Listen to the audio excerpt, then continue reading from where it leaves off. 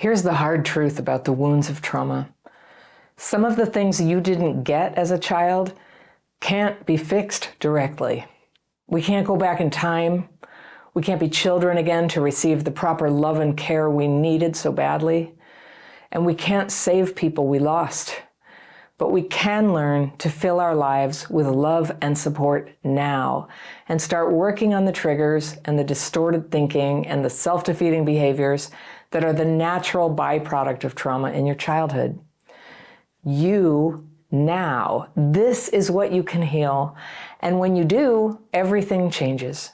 Your thinking, your relationships, your capacity to recognize the red flag people versus the people who it does make sense to love. My letter today is one with some details that are hard to hear. It's from a man I'll call Richard, and he writes, "Dear Crappy Childhood Fairy, I spent the first 7 years of my life with a very unstable and often dangerous home life. My mother was a heroin addict, and her on-off partner for much of this time was an alcoholic.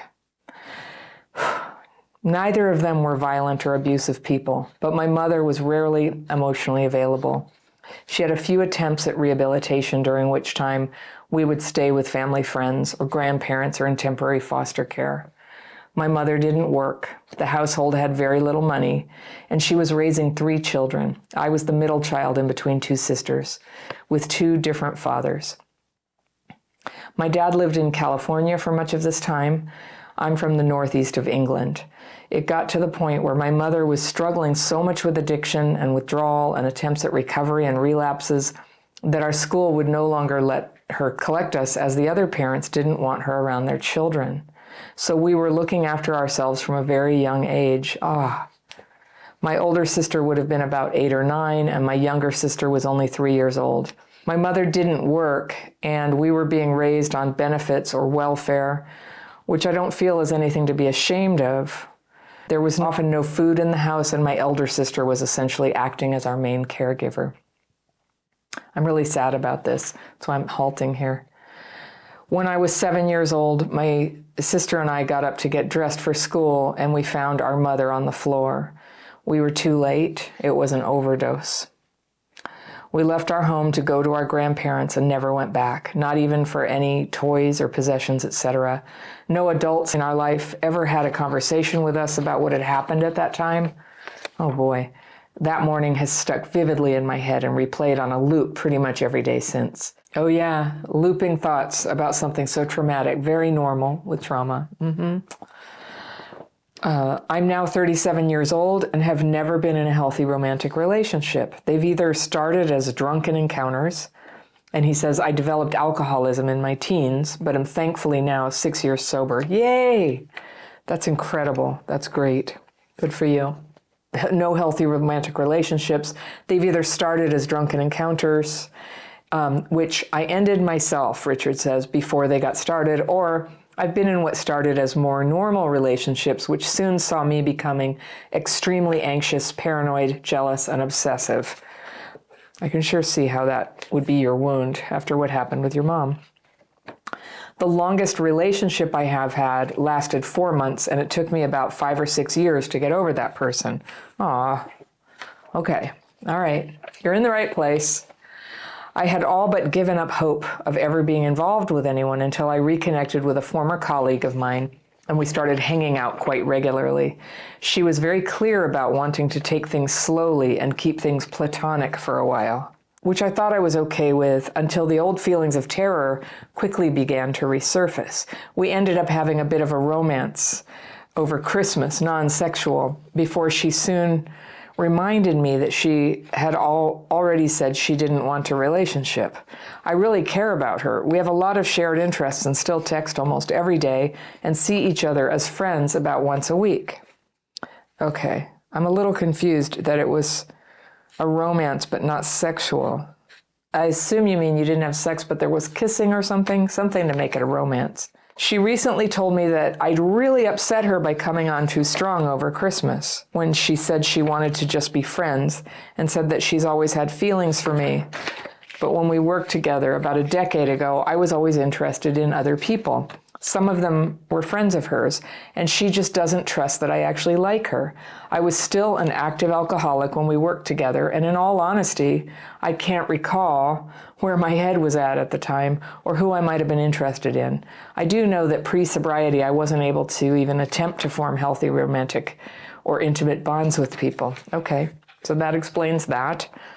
She also recently reminded me that she also suffers with CPTSD from childhood trauma. She said we had spoken about this when we worked together, and I'm deeply ashamed to say that I can't remember that conversation at all. That's okay. Please don't be hard on yourself. You're a person who very understandably got into drinking, became alcoholic, and then you stopped. You're amazing.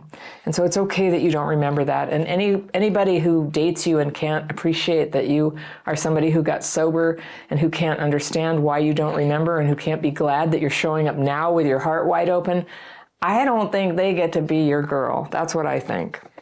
So it feels like we do have a genuine fondness, you said. And then you plan this holiday, but now she's saying it's not a romantic holiday. I feel like at this point she's jerking you around. Well, I'll talk about that in a second. Since she told me I had upset her, I've fallen back into a familiar hole of depression that I've not been in since my last potential relationship fell to pieces about 8 years ago. I haven't really eaten, slept, or left my bedroom for 3 weeks now. Oh no, yeah, that's depression. That's depression. I spend time just waiting for her to text me, which she always eventually does, and we have some really nice chats. So this sounds to me like abandonment melange, and also limerence, and also clinical depression. And I can't diagnose that, but what you're describing, this is when you go talk to a professional to get out of the clinical depression. There are some life problems we can handle without professional help, but when you can't eat or sleep or get out of bed for 3 weeks, it's time.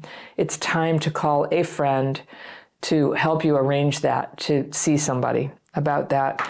This is the sort of thing that the professionals know what to do about and just get you kind of out of that pit.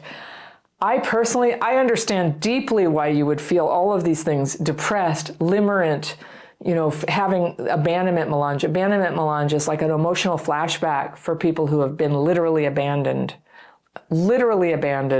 as a kid. Even having a mom who's on heroin, was abandonment for you. And then, she died. Oh, gosh, I'm sorry to hear that. So all of this is going on, and it comes up very strongly, and it's unbearable, and it feels like we don't dare make any decision that would cause us to feel abandoned, like get over it, stop calling, accept reality, because it feels like we will die. But this is actually not life and death. Those are old feelings that were from your child self. And once you even know that, you can tell yourself, oh, this is abandonment melange, then it can come down quite a lot. You're like, I'm having this like crappy, unfulfilling relationship with this woman who, is totally on the fence or just wants a friend, and is, sometimes people who just want a friend, even though we're making it very clear, like we love them, we want to be together, they're feeding off our energy. It's a bad dynamic. We lose. Everybody loses. They get some energy. It doesn't make them better people, that's for sure. But we lose our energy. And so I really encourage you to just like draw the boundary on this arrangement right now about being friends and hoping. And but first things first, professional help to deal with the immediate depression. And then support, friends, people who get it. And you said the last thing you want to do is upset her again without even realizing you're doing it. And I'm like, there's the trauma talking. That doesn't belong. Like, oh, the last thing I would want is to upset her again. No, the last thing you want is to stay stuck like this, unable to eat, sleep, and get out of bed. That's the last thing you want. When you have your power back and your energy back and you're able to like function and have a day, even if you're sad, even if you are missing her, that you can still have a good day in your life. The last thing you want is to lose that. And the thing you most want is to recover it again, to be back in your life, having your experiences dating, you're 6 years sober. Now, I know a lot of people who never got sober, who were in early sobriety, who long-term sobriety. And if you're starting to have sincere feelings for somebody at 6 years, that's about right. And it may take a while for you to get this right. Nobody becomes alcoholic or needs to get sober because everything's fine, right? Accept that about yourself. It's okay. And you're delicate. You need good friends. So you say, should I stop clinging on to hope? Yes, that something more might happen if you just do. There's nothing you can do. Although I would just say, if you want, you can leave the door open, but you can be very direct. Let me just suggest something that you can say if you feel that it's true for you, is you could say, you know what, I'm really interested in you. I've had a really hard time being just friends with you. I'm kind of confused. We had that thing at Christmas and then it was like nothing and now you want this vacation. That would be really hard for me. So I'd love to have you in my life, but you need to understand that I have romantic feelings for you. And if you're not okay with that, then it doesn't make sense for us to be friends. If you would like to date, do let me know. But in the meantime, I'm going to get on with my life. And do that. Sometimes it's easier to just shut the door and lock it. But if you want, give that a try. I don't understand her, so I'm just out on a limb here. But I sense a possibility that she's being manipulative. And she wants her cake and eat it too. And she wants you there, but she just... she doesn't want you to go away. She wants to have that adoring energy. And then she gets mad at you, like because you were having a little romantic thing. I don't know. The communication here is terrible. So even if she was interested in you, I'd be very concerned that she's not really together enough. Now, you wanted to know, can two people with CPTSD have a good relationship? Yes, but they need to both really be invested in healing and actively doing that. And they both need to really want to be in their relationship and actively working on that. And anything less is not good enough. It's just not good enough. So consider, if you date somebody else in the future, consider dating somebody who doesn't have CPTSD. Maybe that's not the kind of person you meet. So we can't really control who we fall in love with or when love comes to town, but it'll come again.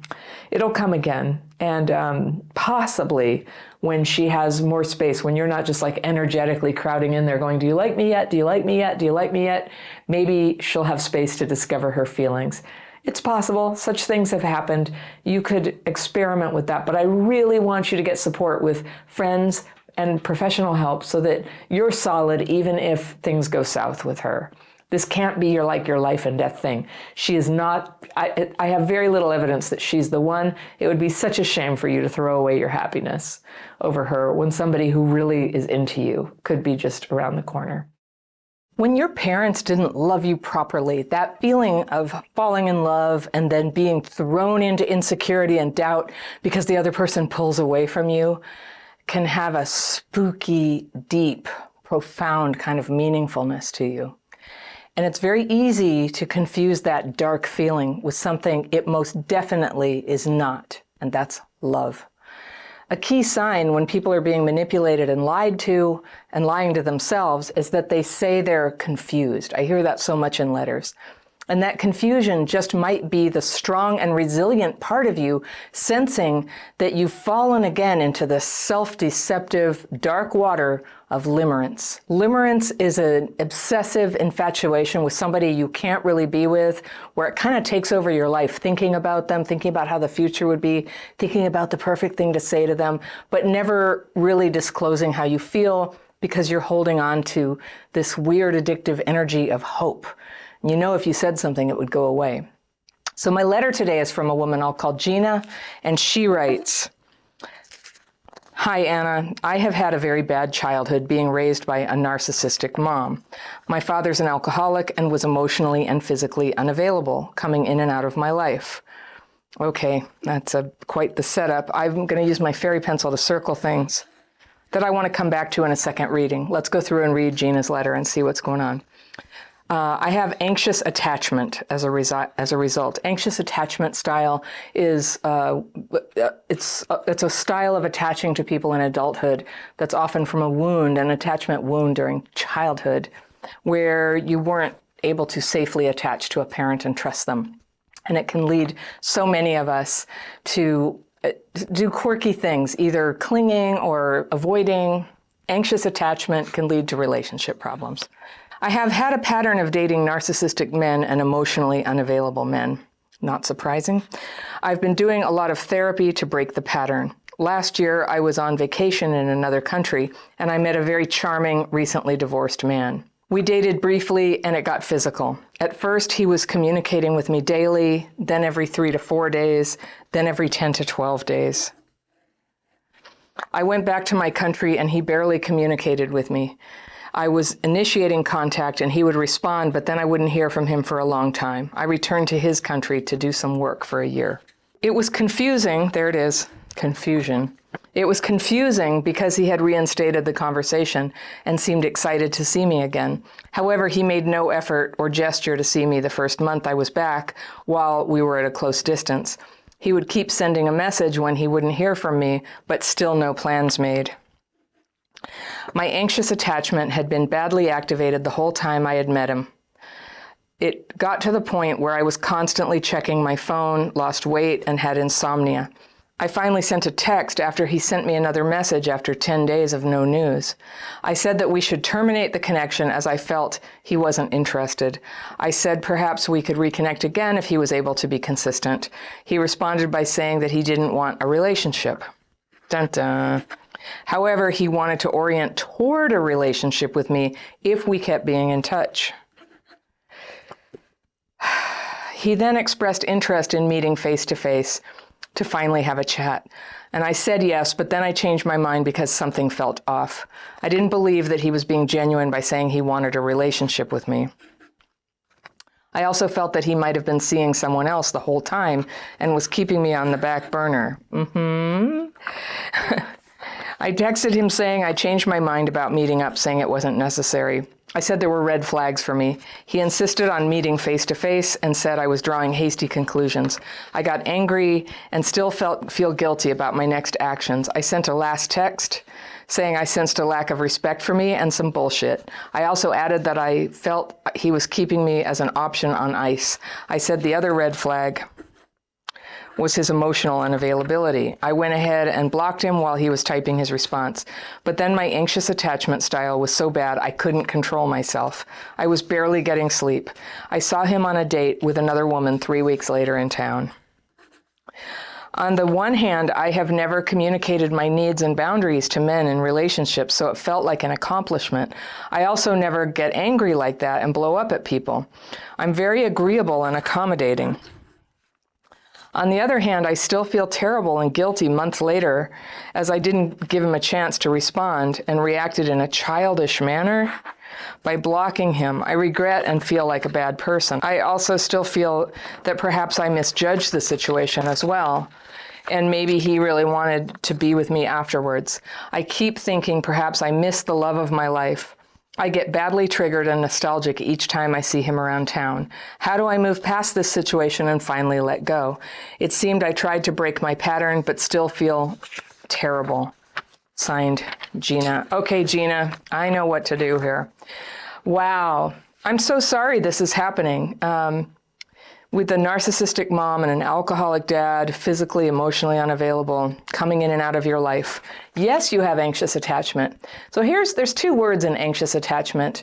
And I hear you taking a lot of responsibility for the anxious part, but I think where you're getting into trouble is with the attachment part. So anxious attachment gives us this capacity, what you're talking about, and this is so common for people who have been abused and neglected as kids, is somebody mistreats you and you set a boundary. Like part of you is rational when that first happens, and then the abandonment melange kicks in and you can't hold that boundary, you can't hold it. And so your mind starts playing tricks on you and go, actually, he's the love of your life. Actually, you're a bad person and you should feel bad. Actually, you were being terribly unfair. But what I was reading is, oh my gosh, this guy is a scoundrel. And not a good situation at all. You gave it so many chances. But what I like, Gina, is that your intelligent inner voice is there talking to you. It's there. It's just that you keep second guessing it. So what do I mean by that? Let's see. So you met him on a vacation, recently divorced man, maybe, right? Maybe recently divorced. That feeling you had that he is with somebody else, I would put money on it. The pattern of him being all into you sometimes and then you're in the same town and he won't see you, that is somebody who's with somebody else. You know, all of us here, we can only guess, but if I had to put money on it, that is definitely what I would say. And then you went back to your country and he barely communicated with you. So that's not a good sign, but okay. And then you initiated contact and then you wouldn't hear from him for a long time. That is a guy who's not into you, all right? Just plain and simple. If you're getting in touch with a guy and he just blows you off and doesn't answer for long periods of time, he's not interested in you romantically. I think acquaintances do that sometimes. It's no big deal, but if you just had sex with somebody, that's very bad etiquette, and it definitely means a lack of romantic seriousness. So then you say, I was confused, and I've been talking a lot about this. Confusion is often the feeling that somebody in a addictive or limerent relationship, that's what they feel because they're seeing one thing with their eyes, but their sort of trauma wound is telling them something quite different. It's like, this guy's treating me badly. No, you're treating him badly. And that's where you go like, I'm confused. Who's wrong here? But that's why it's so good. You write to somebody else and I can tell you, you know what, I'm looking at this from the outside and it looks pretty clear what's happening. So you moved back to where he was to do some work for a year. And I'm just going to ask you, did you really do it just to do work or were you trying to be around him? Not that you did anything wrong, but I think it's really helpful to be honest with yourself. If I had to put money on it, I would guess that you were just hoping you could get things going again with him because it really got to you. You were in that magic dark water that I mentioned at the beginning of this. You went into this limerence, like somehow if you could just redeem this relationship and make it go, like everything would be okay. All this distress inside that comes up around your anxious attachment, it would all be okay. But I'll tell you something, as a person who also has anxious attachment, getting married to somebody who was into me did not fix the anxious attachment. Over time, it has subsided. Over time, enough has changed and I've had enough healing that it's no longer driving me and I feel more securely attached. But I would just warn you, like a relationship will not fix you on this one.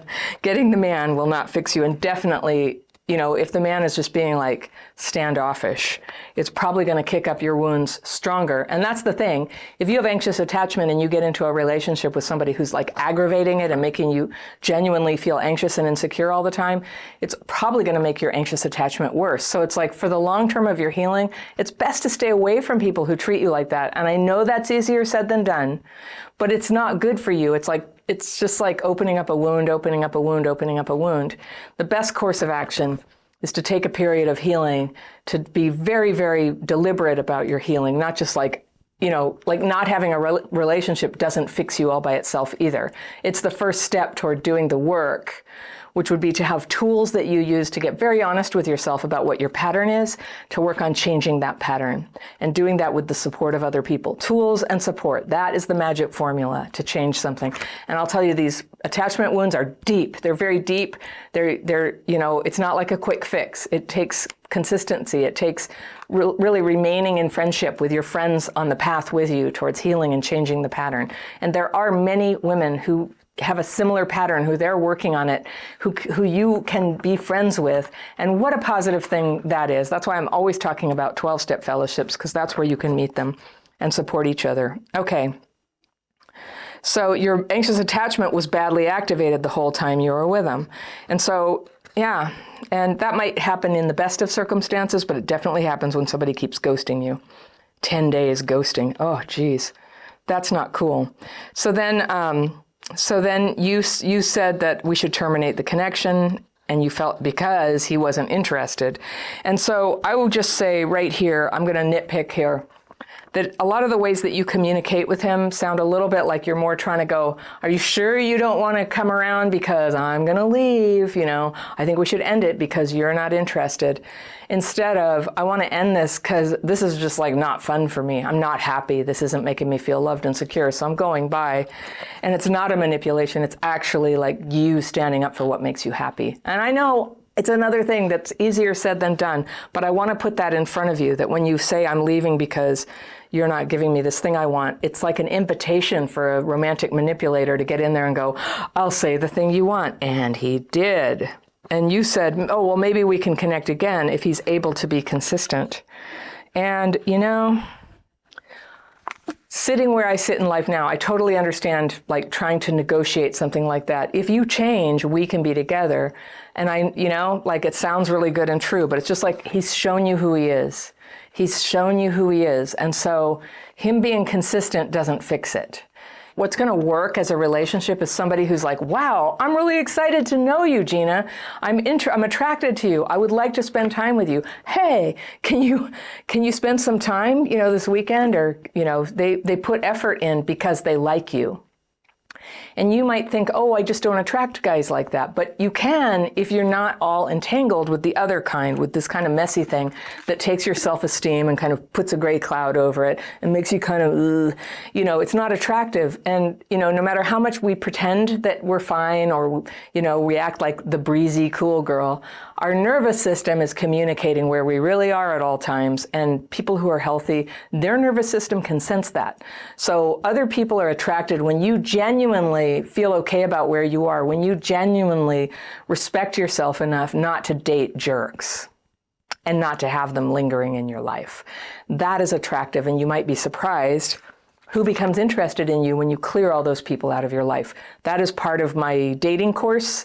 I give, step-by-step instructions on how to do that, how to clear away the people who don't belong, because either you have feelings or they do, but you don't both have feelings. You're not in a constructive mutual relationship. He admitted, I don't want a relationship. Okay, that's when I read that, I said, there it is, the truth. He doesn't want a relationship. Now, this is one that really goes, I have a download on things romantic manipulators say. I'll give it to you at the end of this video. And this is has to be added. It's so clever. However, I don't want a relationship, but I would like to orient toward a relationship if we keep being in touch. Now, if that isn't a bookmark, I don't know what is. To try to set you up to hope that he will want a relationship if you keep seeing him and either feeding his vampiric need for romantic attention through all these texts or actually getting together and having sex. But again, I'm very convinced this guy has somebody else, perhaps a wife, and he is keeping you on the back burner. So here's you. Here's where your inner voice knows. He wanted to have a chat. You said yes, but then you changed your mind. It felt off. Good girl, that's right, it's off. I didn't believe that he was being genuine. No, he's not. He was saying he wanted a relationship with me. Nope, he didn't say he wanted a relationship with you. He said he wanted to hang out and get face to face and orient toward a relationship. Oh dear, oh dear. Just so for the record, when a man is into you, he will want a relationship with you. Okay? If he says he doesn't want a relationship, just believe it. That is it. If he's saying maybe later he will, that's a bookmark. That's not good enough. That's not good enough for beautiful you. You need somebody who wants a relationship right now and is doing the effort right now to get to know you, who is willing to pay attention to what your boundaries are, who's willing to notice what's hard for you, what's easy for you, what makes you happy, what food you like, and who invites you to eat some of that food, who pays attention, right? Who's excited when it's your birthday, who has an idea for your birthday. That's a guy who's into you. So just use that as a reference point. The birthday thing, that's always if you use one thing, the birthday. So then you said, I also felt he might have been seeing someone else the whole time and was keeping me on the back burner. Yes, yes, yes, there's your radar. And you texted him saying, you changed your mind about meeting up. And you said it wasn't necessary. You said there were red flags. Okay, you don't have to explain yourself. When you set a boundary, you don't need to explain yourself. Those are an invitation for a manipulative person. You're basically telling them, here's what's the deal breaker for me. Would you like to do what you will with it? And he insisted on meeting face to face and said that you were drawing hasty conclusions, and you got angry and you blocked him. You sent a last text saying that you sensed a lack of respect and some bullshit. And you also added, I felt he was keeping me as an option on ice. And the other red flag was emotional unavailability. So you went ahead and blocked him while he was typing. But then your anxious attachment style was so bad you couldn't control yourself. You couldn't sleep. Yeah, you went into full meltdown like a child would if they had run away from home, right? That was the emotional experience that you were having. That's not the physical reality of what you were doing. You were a self-respecting woman just saying, I don't want to date you. You just like, I've been miserable this whole time because you ghost me, or you just say one thing and you do another, and I feel like you're seeing somebody else and you're holding me on ice. Like, that's terrible. You don't want to be in a relationship who makes, like, when the relationship you want to be in is the one that makes you feel good. You're like, this is good. I like this. I'm happy. Where you become a better version of yourself, not a scared, anxious version of yourself. And I know, like, I'm going to emphasize again, the relationship won't fix you, but generally when you're trying to evaluate who's a good match for you, people who are a good match, like, things work. There's nothing to hide. There's nothing shameful about it. You don't sit for 10 days wondering what happened. If they're interested in you, they will call. So then you went into all this guilt and you think you misjudged it. And this is such a classic complex PTSD reaction that comes from that abandonment wound. Abandonment melange, Pete Walker's word for people who were actually abandoned, which you were by your parents. When anything reminds you of abandonment, like the end of a relationship, and I just want to make a distinction, like abandoning a child and leaving a child. What was it with your parents? Narcissistic mom, alcoholic dad, emotionally, physically unavailable, coming in and out of your life. That is genuine abandonment. When you're an adult woman, people can't really abandon you. You know, maybe in a lifeboat situation or something, but they can't really abandon you. They can decide not to get involved with you. They can get involved and break up, and it triggers old abandonment wounds. And so, you know, people can argue with me about that. It's, you know, if you have small kids, if you were sick, there's all kinds of things that increase the gravity of leaving somebody that you don't want to be with. But ultimately, two single people, one can leave if they want to. That is part of the deal. They haven't necessarily done anything wrong. And so, you know, he had a little thing with you. He wasn't really into it. He wanted to sort of just keep you on ice. That was what he was doing. It's kind of common. Not okay. I don't like it. I don't think you should date somebody who does that to you. And so I'm trying to reason with you about why the fact that he did this, you can relax, you can release and let go. And I'll tell you what, is anybody who's ever treated you bad, whether you block them or not, if they really wanted to, they could find you and apologize. But that's not going to happen. I don't think what this guy is not treating this as the love of his life or anything. That's not what it is. Your trauma wound will make anybody into that who pays you some attention. And I'm not trying to put you down. I'm speaking from experience. Trauma wounds will just like do that to our minds. It's a distorted thinking thing. And if we are isolated and we don't have friends in our lives and we don't have tools, it can get very big. It can be so convincing that that is just, oh, it was the love of my life. I have to go get it. It is a possible scenario that people would have a love of their life situation and somebody screws it up or they screw it up and it doesn't come to pass and years pass and, you know, they come back together. That could be something like that. But I don't hear the signs of that. There would be no way to say that somebody is the love of your life when all you'd had is this tiny, short, brief, painful, neglected little experience with them. But that's what trauma tells you. It's like that feeling, you know, ooh, the spooky, profound feeling. Like, what is that? It's love. And it's some old childhood thing. And I don't know how to control it exactly, but I know how to reason with yourself when it's happening. Get with your friends. Get with your tools. I have this dating course you can take and a membership where you can get involved with a whole bunch of people who are taking that course and my other courses and working on their healing and helping each other just stay real and honest and connected about what's going on as they date or as they take time off. So that, you know, it's just, when we're together, it's a lot harder to go into delusion. When you're being honest with another person, it's a lot harder to go down the road of like blaming yourself for setting a boundary with somebody who was mistreating you. And it helps you stay in reality. And staying in reality is where all your power is. Reality, here, now. All your power is here. It's not like in fantasy and it's not in the past. It's not in the future. It's here in the little choices you make. To decline to get involved with people who don't treat you well, to be open to people who do so far treat you well, and to have some standards along the way, and friends who help you remember your standards. We need friends. We need to be reminded, and that's okay. So I really would like for you to have that. You can find that in 12-step programs, or, you know, some people get it in their religious community. Some people get it in a meditation group. You can come into my membership program. There's lots and lots of people. And if you like the tools that I teach, you can all use the same tools together. And it's very powerful. Wonderful things are happening in our membership program. So, Gina, I would love for you to change your pattern. So you said, how do I move past and finally let go? You just let go. You stop contact and you do the positive things that help make you strong. So much of what I got told about trauma in my life was not true. And I remember a therapist saying to me back in my 30s, see, people like you, they're really just trying to recreate their childhood. Well, between you and me, they could not have been more wrong. This myth still gets pushed on people who grew up with abuse and neglect. People who say that kind of thing, this is just what you want, you're trying to recreate the past so you can this time experience success. It's just, to me, it sounds crazy. I know they have good intentions and they think they're shedding light on something that they believe that we just don't understand and we need to be told. It needs to be explained to us that, we just actually want to be abandoned. Have you ever been told this?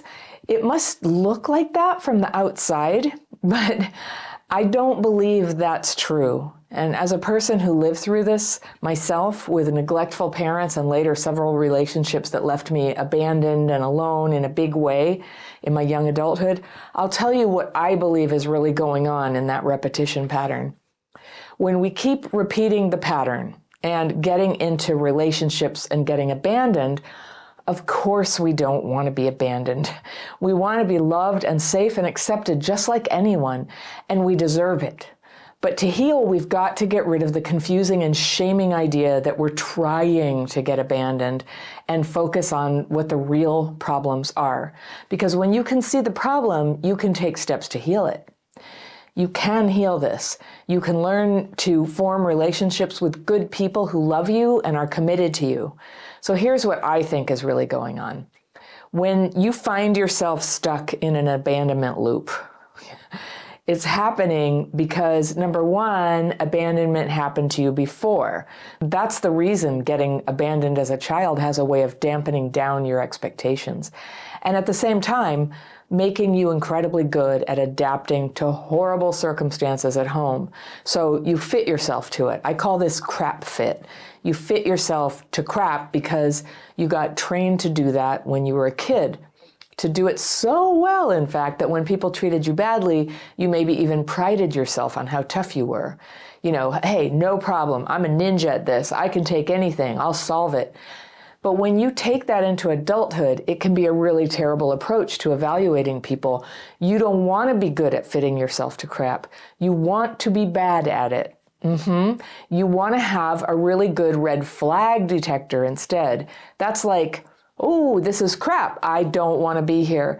And unfortunately, when CPTSD is untreated, it just feels normal to be treated badly. It feels normal that people are causing you to have to put up with horrible treatment. And if you didn't have that, if you would heal that crap fit, which you can do when you start healing that red flag detector, you can see people coming at you a mile off with this kind of thing, and you can avoid them. You are very clear that, hey, that's not a person who is sincerely interested in me or my well-being, or that's a person who may be interested, but they're not capable of making that kind of a commitment. So you start to have discernment to choose people who are safe for you to give your heart and invest your future in. And then you're not abandoned. Number two is you learn that you had to have a very nice personality, again, because of the circumstances of what you were growing up with. So you habitually show this very nice side of your personality to the world. You go into meeting people, but then because you have CPTSD, you have bursts of anger, and you might have emotional flashbacks. That's a thing that happens to people with CPTSD. If you haven't heard of it, it's kind of like an emotional flashback is sort of like a regular flashback, but it's emotional. It's often coming from a time before you had language. You might wake up in a bad mood and you don't even know why, but you just feel like everybody's against you, for example. And you may find yourself banging around the house, being critical, being impossible to please. And sometimes that's an emotional flashback. Well, that's not fun for partners to deal with. So the person they first fell for, that's you, was kind and supportive, but then they see you turn into someone angry and unreasonable. Have you had that happen where you lash out? That's frightening to healthy people. So if you've been in a relationship with someone who was emotionally healthy and could detect red flags, that may be the point at which they walked away and left you. And it's sad. It's a terrible loss, but just stay with me here, because it's never too late to have another chance at life. And you can heal these emotional flashbacks and these behaviors. So some other unpleasant personality things that come along with CPTSD include being unreliable or unreasonable when you feel hurt or left out. And sometimes those feelings can get exaggerated for us because of emotional dysregulation. Or maybe because you know that you tend to overreact to things, you try to compensate by being very fake, walking on eggshells, right? Trying to act like everything's fine, I'm cool, no, it's not a problem. And to other people, that just feels like something's not right here. Like you don't seem to have any boundaries. So that's a reason that people might be backing away from you. And this is all stuff that you can heal, but for right now, it might be pushing people away. All right, the fourth reason that abandonment might be following you in your life is that your self-esteem is so wounded that you feel embarrassed to actually feel and say what you want to in a relationship when you would like it to go to the next step, or to even admit that what you want is marriage. And it's this weird thing. When I coach people around relationships who have complex PTSD, I almost never meet anyone who can admit openly that they want the whole thing. They want to get married one day. And even among people who are very, very focused on trying to transform their ability to date and find real love. And at first I was just like, well, what's going on? Has there been some kind of cultural collapse that people don't actually want marriage anymore? And I know to some degree that has happened, but it's not very much. In reality, when I started asking more questions of people, it turned out that was everybody's heart's desire. Everybody I've coached has had the heart's desire to be married one day. And yet when I ask, what is your ideal relationship? They hedge their bet on that. And they say, oh, I want a life partner, or I want a long-term relationship. And so I ask more questions about that and say, so when you say long-term, do you mean like after 10 years or something and the whole thing ends and that's kind of what you're looking for, or you're okay with it? And they're like, no, I want it to last like all my life. So I go, well, that's different than a long-term relationship. That's a marriage. And that's where you make a lifetime commitment. And that feels to a person who's been through a lot of hardship in relationships because of their trauma, it feels like an impossible dream. It feels like too much to ask that somebody would really always be there for them and share everything with them. And they feel like they can't ask for it. But the problem is that you compromise when you can't admit what you really want. You're kind of entering into the dating situation dishonestly for yourself and for the other person too. And it's a setup for you to feel really disappointed and hurt when things don't turn out the way you secretly hope they would, when it only turns out to be a long-term relationship. So I really encourage you to support your healing by writing down on paper what it is you really want, even though you know that we don't all get what we want. It's not like that, but it's good to know what you want. And even if you get what you want, it may not work out forever. Those are all givens in life. But can you admit what you really want and get that on paper? All right. The fifth reason that you might be a little bit in the danger zone for abandonment is that you may have been conditioned through therapy, for example, to focus excessively on your feelings, so that when things are hard or you're having some kind of conflict, it becomes all about you and not enough about the other person, or better yet, about the solutions that could make the situation better. It's easier said than done. Resolving problems, I know, it's an advanced skill. But when you can't do it, that is what is called processing death. You know, you just talk and talk and talk. You process your feelings over and over, talking for hours, crying, till you're both feeling completely drained and ground down. And yet the communication and the solution doesn't go anywhere. And it has a way of killing the romance in a relationship if that happens too much. It has a way of just sucking the life out of the partners.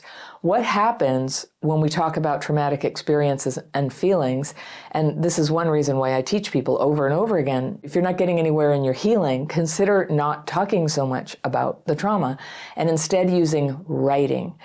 You can write your fears and resentments. That's a technique I teach. It's called the Daily Practice. It's a free online course that's always available in the description section below my videos. You might have to click the More button to have it open up and show you all the links. And it's also available on my website at crappychildhoodfairy.com. Everything's there. If you sign up for that course, not only can you learn the techniques pretty quickly, but you'll be invited to come join me on live Zoom calls where we do the techniques together and I answer questions. So, there's a way for you to really master the techniques without spending a penny.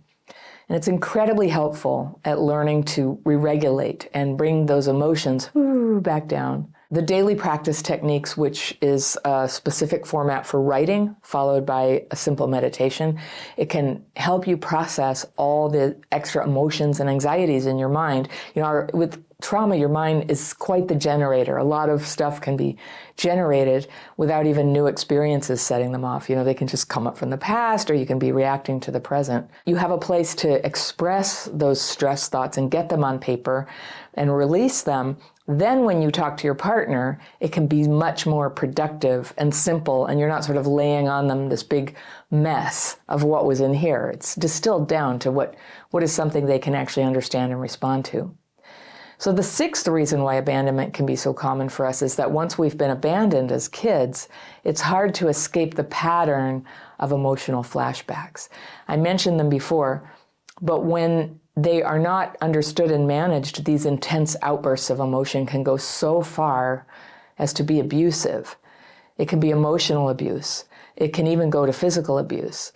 Probably not, but in relationships where there is physical abuse, it's often because of emotional flashbacks. When you're having one is when you're most vulnerable and liable to do things and say things that hurt other people and that are going to cause the end of the relationship. All right, number 7, it's something called abandonment melange. And this is a term coined by Pete Walker, who wrote the excellent book, CPTSD From Surviving to Thriving. I encourage you to check it out. And abandonment melange is a toxic combination of terrible, terrible emotions, of grief and rage and terror. Have you ever had that when you've been left, or even when you fear that you've been left?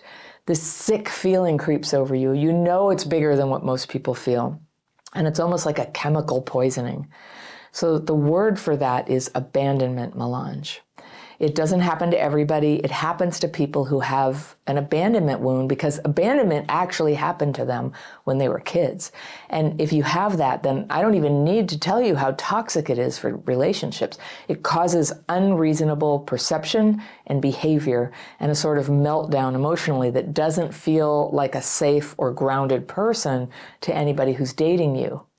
If you have this, I think you'll recognize what I'm talking about. So healing your abandonment melange begins just by knowing what it's called. And when you know what it's called, and then you actually notice when it's happening, you can go, oh, wait, hold on. This is abandonment melange. And my feelings are actually distorting my perception right now. And it's very comforting to know what this is, because if you're in abandonment melange, things are not as bad as you are perceiving them to be. What a relief. Then you can use your tools to re-regulate emotionally and come back to present time. Now, the 8th reason we get abandoned in relationships so often is we have trouble developing relationships in a conscious way. It's really hard when you have a big attachment wound to go slowly enough to get to know somebody properly so that you can find out, are there red flags here? Do they have strong feelings about me? Do I have strong feelings about them? This takes time to develop, and what happens with people with CPTSD is sometimes we have huge walls up. We can't go fast at all. We can't even go on a date, or we go on one date and we're already planning a trip to Vegas to go get married tomorrow. That's the nature of CPTSD, but there are workarounds that you can use even if your mind is still doing that. A part of you can still recognize that as a person with complex PTSD who tends to either put up walls or rush in or both, you can learn to handle all of this better with workarounds. So that's something I teach in my dating course and dating coaching program. Now the links to those are down below in the description section below all my videos too, and if you don't see them there, you can go to my website again, crappychildhoodfairy.com. This is why I teach people a structured approach to dating so that you can get around that impulsiveness of pushing people away or rushing in. All of this is happening because of emotional and neurological wounds that happened in the life of you as a child when you were abused or neglected. If that was you, I want you to give yourself just like a big hug of approval and validation that despite all that you've been through, you're trying to heal. You're here, you're watching this video, you're trying to learn to love other people in a healthy way, and nothing could be more beautiful and noble than that. And now that you're healing, your judgment's going to start healing. And when people say, oh, you're just trying to recreate your terrible childhood, you can take that into consideration and decide for yourself if it's true. And if it's not, you can say, thank you for your opinion, but no thanks. And if you care to, you can express yourself about how you see it, because how you see reality matters. It can be such a relief to get some insight about what goes on with CPTSD, how normal you are, how you're just a person having a normal reaction to some very abnormal circumstances. You can start to get free of that burden of shame and self-doubt around things like, why do I keep making these same mistakes? The answer is because you have CPTSD, and with CPTSD, it's normal. I have it. If you do too, I have great news. These are symptoms that you can work on and you can heal. Sometimes neglectful parents make it necessary for kids to figure out everything on their own, how to get by, how to get their needs met, how to stay safe. If you grew up like this, I'm going to guess it's been hard for you to recognize who among the people you know really has your best interest at heart. And this shows up as relationships where someone mistreats you, but you stay. Maybe you even keep saying how grateful you are to have anyone at all, to be there for you. And this wound of neglect can also show up as a strange inversion, where in the past you took care of everything for yourself, but once you bond with a partner, no matter how aloof or unavailable they are, you keep wanting to take care of everything for them. My letter today is from a woman I'll call Amy, and she writes, Dear Anna, I'm 40 years old, and after discovering your channel, I realize I suffer from CPTSD. All right, I've got my fairy pencil. I'm going to circle things that Amy is telling us about herself that I want to come back to on a second reading, but let's read through and see what's going on. She says, I left home at 12 years old. You see why I had to read this letter, 12 years old. My mom is a narcissist, and I also didn't learn about this until 2 years ago. She always put me down when I was younger, wished I never lived, and still today she's gotten worse. At age 12, I left home because her boyfriend was assaulting me, and I knew if I told her, she would not believe me. So I left home and put myself in foster care. Wow. Today, my mom still doesn't believe me. She stayed with that man years after I left. I'm so sorry. That's terrible. I found a foster home where I felt safe, and I didn't think I needed therapy, and I felt like I could heal myself. I get it. It wasn't until about a year ago I realized that I needed to go to therapy to start somewhere to see what blind spots I was missing. I was in a relationship for 12 years. He cheated on me 4 years in, and I stayed. I was hoping he would change. This is my attachment wound where I was not ready to leave yet. He treated me well, but he cheated, and it broke us. I recently met a man online. He was everything I was looking for. Whenever I hear that phrase, I always know something that wasn't what you were looking for is coming. He was everything I was looking for. He suffers from CPTSD, but for the most part of our relationship, it never was evident that he struggled from it. You would never know. And we met after a year. And we spoke on the phone every day. So I guess it was an online relationship. And a year they met and then spoke every day on the phone. He always made me feel seen and safe. Seen and safe. These are key words for you. He was always supportive. I always felt like he was my best cheerleader. He was never jealous or possessive. He never was quick to judge, but would be curious. He celebrated my silliness even when I was a brat. In the first 3 months into us talking, we had plans to meet, and everything was exciting and fine until he had a trigger right before I came. He completely shut down, but would still walk me through his emotions and let me know he will come out and just to be patient.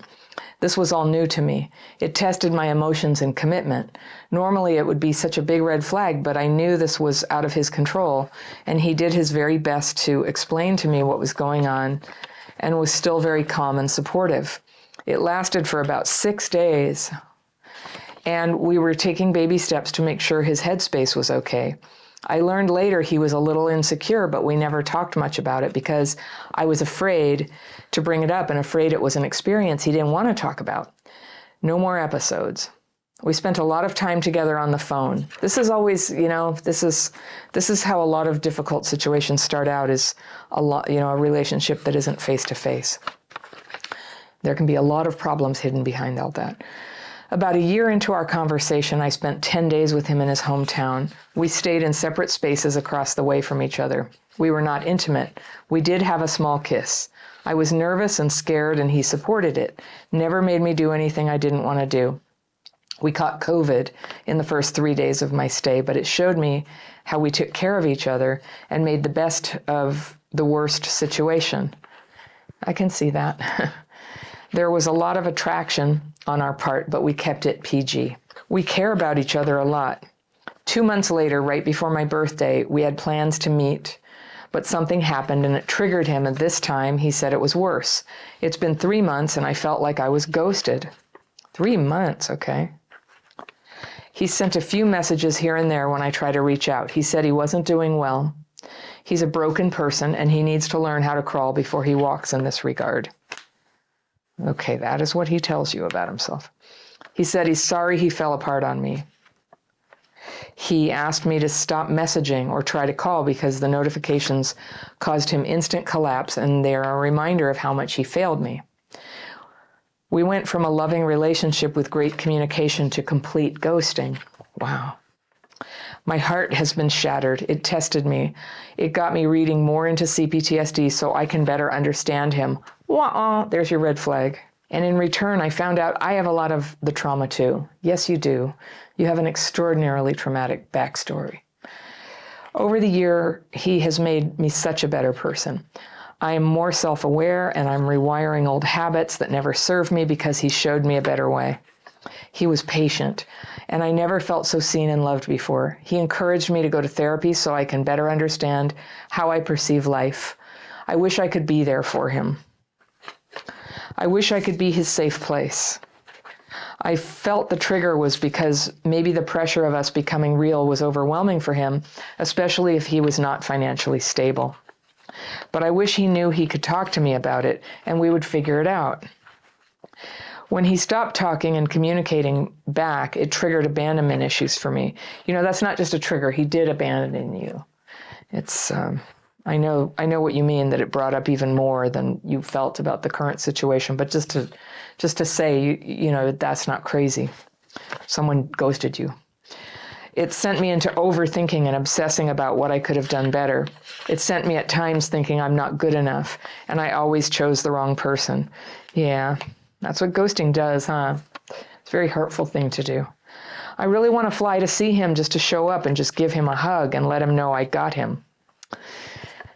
We would figure it out. But a part of me says if he loved you, he wouldn't want the risk of losing you. But another part says it's not in his control, that the trauma is overwhelming for him, and he's doing his best.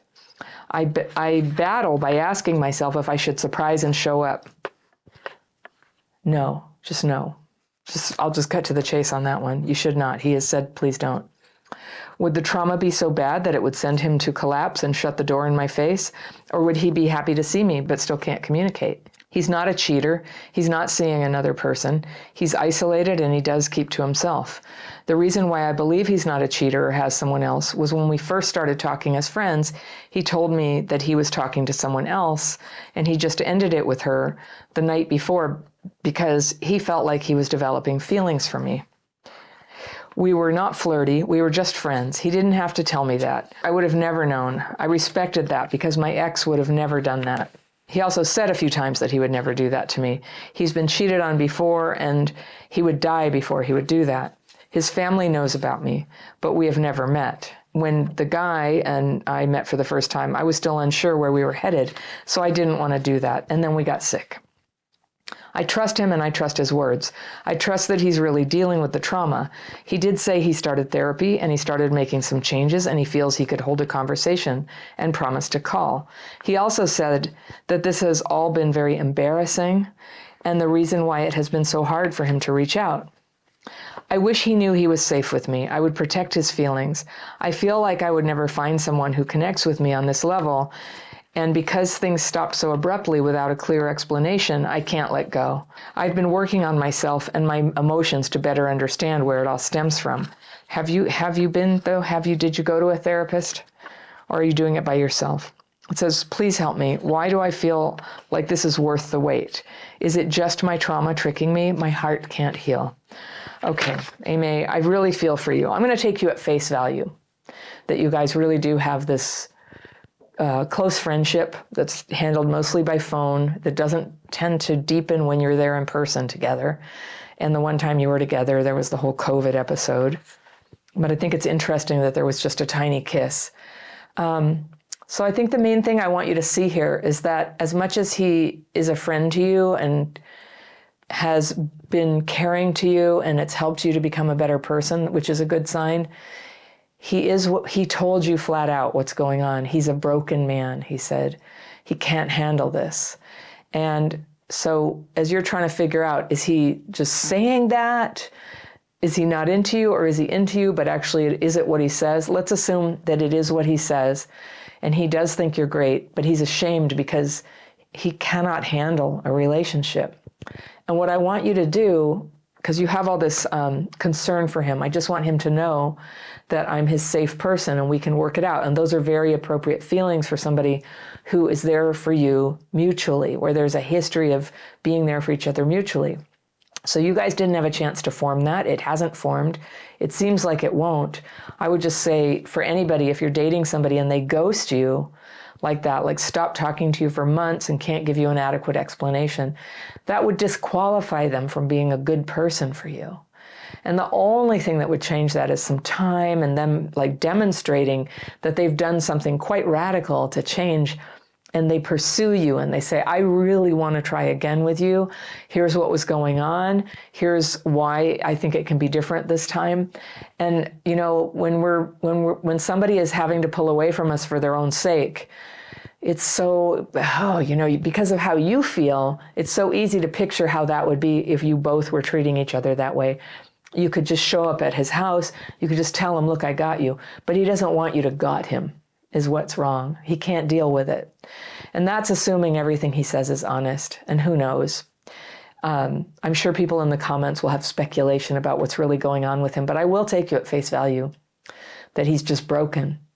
And I promise you, you can't have a relationship with somebody who can't handle staying continuously connected. That will not work. So he's been a friend to you. He's been a friend who has to pull away. And it's not clear to me like how he feels about the fact that you have romantic feelings for him, or if those are returned. You hadn't been totally clear about that, but I'll just assume, that it was there and it got pulled away from you. So that's an ending. That's an ending from somebody who doesn't have the resources or the knowledge about how to be very straightforward about it and just say, I'm not doing this anymore. I can't do this. For whatever reason he has, let's assume the reasons he says. He can't do it. And he clearly thinks well of you and wants you to be happy. And we all want you to be happy. And for you to have a happy relationship, it's going to have to be with somebody who can be with you. This is like the core criteria for, is somebody going to be a good partner for you, is can they be with you? Will they be with you? Is that what they're signing up for? Like if they're actually with somebody else or they can't deal with people, they cannot be with you. That's just a fact. It's a logistical fact. There's no happiness in that. So as much as when it was going well, it brought good into your life, now it's bringing you pain and anxiety. And what I just think, and I probably would have done the same thing that you've done, but since I'm not you and I'm not going through this right now, I can give you the perspective of somebody on the outside. That I just think with your, you had a egregiously bad childhood. I can't even believe you had to get yourself in foster care at 12. I've never even heard of anything so Dickensian. That's quite terrible, but it's also incredibly formidable of you. You clearly are a very strong person, But you had to crap fit all your life. You had to fit yourself to situations where you didn't have love and everything was on you. And so, of course, your mind is like, I will fix this. I will come to you. I'll give you the feeling. And I just want to sort of bring your attention how the feeling that you want him to have is a feeling that you also need. You need that. You need to feel safe. You need to feel that he's got you or someone's got you, and that it's okay, that you're not going anywhere, that they're not going anywhere. You need that. And so neglected people, myself included, we try out that thing. It's like, how about I give the thing that I need so badly? And what's interesting is when you say you want to be there for him, you want him to be okay, I don't hear the acknowledgement there, which is okay, but I assume it's true, like you need it too. So that you want to be loved, you want to have companionship, you want to get on with your life in the presence of the person you love, of course. So this is sad. This is a sad one. And it doesn't seem like flat out mistreatment to me. I think you've read this correctly. He's giving you what he can and he's withdrawn because he has to, but therefore that makes him not a good match. It's just not a good match. So some people stay friends after a relationship. With you and your abandonment wounds, I'm just going to tell you right now, it's unlikely that you can find emotional peace trying to stay friends with somebody you're in love with. It tends to create, never-ending turmoil, longing, pain, and a deep emotional unavailability that makes it impossible for somebody else to find you, who would love you and would want to be there for you and, live with you, marry you, live life with you, and enjoy everything about you. I wish that for you. And I hope you can find your way towards being free and emotionally available for this. Sometimes we have to let go the most dear friends in the name of our healing. So, well, you don't have to do anything, but I'm just going to put that in front of you, that this sounds like a very hard one to keep holding on to. When a relationship has been causing pain or the absence from somebody has been causing pain, it can be very hard when you were neglected as a kid to go ahead and open the door to it feeling even worse, to just step right into that abandonment wound. It can feel like you're going to die. And that's called abandonment melange. And people who are actually abandoned, which you were, get it pretty bad. And it's more than average people feel. I'm sure you've noticed that. The level of grief and anger and panic is more than most people feel. And so when we feel abandoned or the end of a relationship arrives, a lot of us who have that, we've had to sort of like hide and act normal because we know like we're taking it harder than the average person. But one thing that can help bring that back into just regular level grief and panic and anger is just to be able to tell yourself, oh, this is abandonment melange. This is the thing that traumatized people feel, that people who were literally abandoned when they were young have this, it's a kind of emotional flashback. And it's beyond your control, but part of you can still stay conscious that it's happening. If you can just say to yourself, oh, I'm having abandonment melange, it can bring the intensity down of those feelings back down to the bearable level. Everybody gets their heart broken sometimes. Everybody has to do scary steps away from relationships that used to be stable. That's kind of part of life. It is harder for us. It's really good to have support, if you can get that, to have tools and support. And what I want to leave you with is a form of support, these tools that I used to deal with my intense emotions when I had to let go of all the pointless and painful relationships when I finally began to heal from my trauma. And I call it the daily practice. It's 2 very simple techniques. I can teach it to you in less than an hour. It's a free course. Lots and lots of people have taken it. And if you take it, you'll get emails inviting you to free Zoom calls with me. I do them every 2 weeks and my team does them in the in-between weeks. They're always free. And you can come use the techniques together with other people who need the techniques, who relate to you. It's pretty wonderful.